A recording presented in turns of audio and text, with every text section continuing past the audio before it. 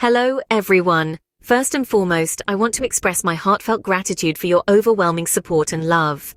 Following the upload of the first part of my untold story, I've been deeply moved by the flood of encouraging messages pouring in from around the world. Thank you all so very much. In the second part, I would like to talk about my daughter's education journey. The first beacon of hope came in the form of a daycare caregiver. A lighthouse in the storm of uncertainty, this caregiver became a pivotal figure in our story, a catalyst for change in our daughter's journey. The caregiver I mentioned in the first part of this story helped her adjust to the new learning environment. Her role was pivotal in helping my daughter shift from diapers to the potty and eventually to the toilet. This might seem like a small achievement to many, but for us, it was a monumental step. It represented progress, growth, and the promise of independence. She was more than just a daycare worker. She was a mentor, a guide, an unwavering source of support. She saw beyond the label of autism and recognized the unique potential within our daughter. Her dedication was unwavering, her patience infinite. Initially, I was in complete denial and believed fervently that my daughter would get better no matter what. I had a strong faith in God and a sound relationship with Him, but eventually I realized that she needed more help. But before taking her to the daycare as referenced in the first part, I once took her for an autism assessment to see different therapists, such as speech and language therapists, occupational therapists, educational therapists, and physiotherapists. After a rigorous assessment, the therapists recommended enrolling her in their center so that they could design an individualized plan since every child is unique.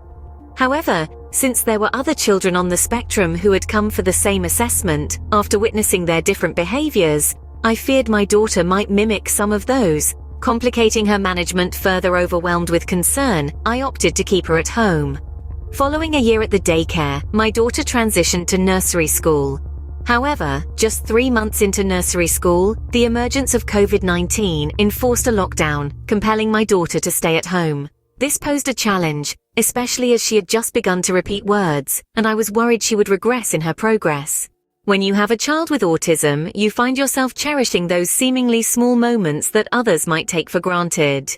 One day, a day like any other day, but a day that would leave a lasting imprint on my memory. After 5 years of fervent prayer for her to call me Mom, I was thrilled when she called me Mama. It was an indescribable joy that moved me to tears, marking a significant milestone at the age of 5. I couldn't believe my ears. It was a moment of pure joy. It was an indescribable joy that moved me to tears, marking a significant milestone at the age of 5. It was as if all the challenges, all the struggles, all the sleepless nights had led up to this single, beautiful moment. My daughter's first word was more than just a word. It was a word that I would carry in my heart, a word that would inspire me, motivate me, and give me the strength to continue on this journey. It was a word that would light up the path ahead, a path filled with more milestones, more triumphs, more victories. It was an affirmation of her potential, a confirmation of her progress, a beacon of hope for the future. I want to express my heartfelt gratitude to the caregiver who went above and beyond to support my daughter, even during the lockdown. I also want to acknowledge the invaluable support of my church community, who warmly embraced my daughter. She was allowed to practice speaking off microphone and was never excluded from participation. The love and support she received from the congregation were heartwarming. However, in our neighborhood, my daughter was often called derogatory names because she needed assistance with many things, from chewing to getting dressed, thus discouraging the housegirls from properly performing their tasks. A few months before COVID-19 erupted, we were fortunate to have an inclusive school that accepted her, although it was not our initial preference. Nevertheless, we relocated her siblings to the same school to provide companionship and support. As parents, we feel blessed to have such children as they teach us new things. During the lockdown, I also had to learn new teaching techniques to keep my daughter's learning momentum. When the lockdown was lifted, my daughter was promoted to middle class and was able to write numbers and differentiate colors. She still couldn't communicate though, but tried to repeat words she heard. It was a form of echolalia. Despite challenges, including reports of aggression in school and academic difficulties, the school system has been supportive and understanding of our circumstances.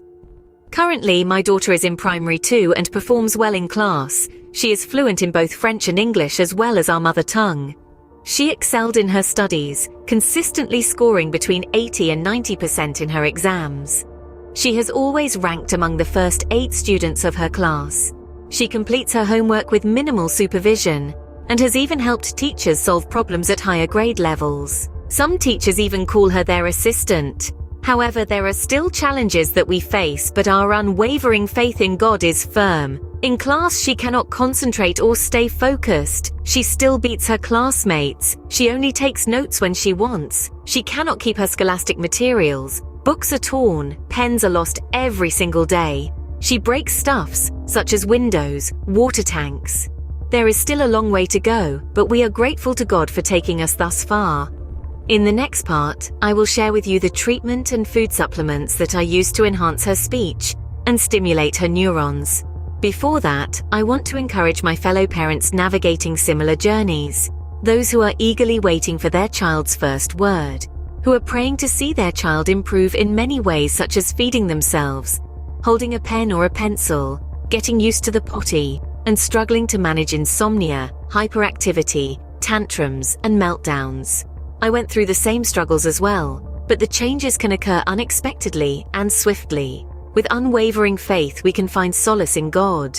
He is merciful, and He is the same yesterday, today, and forever.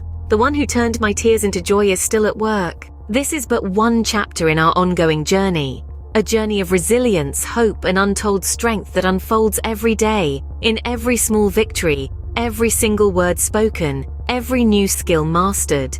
This journey, marked by milestones, is a testament to a mother's unwavering love and a child's incredible potential. It is a journey that deserves to be shared, celebrated, and cherished. But, my dear friends, this narrative is far from over. There are many more milestones to celebrate, more triumphs to applaud, more challenges to overcome. We invite you to join us, to be a part of this incredible journey. By subscribing to our channel and clicking the bell icon, you will be notified of every step we take, every victory we celebrate. You become a part of our journey, our story. Join us as we continue to celebrate every milestone, every triumph, and every moment of this remarkable journey. Until next time, stay blessed.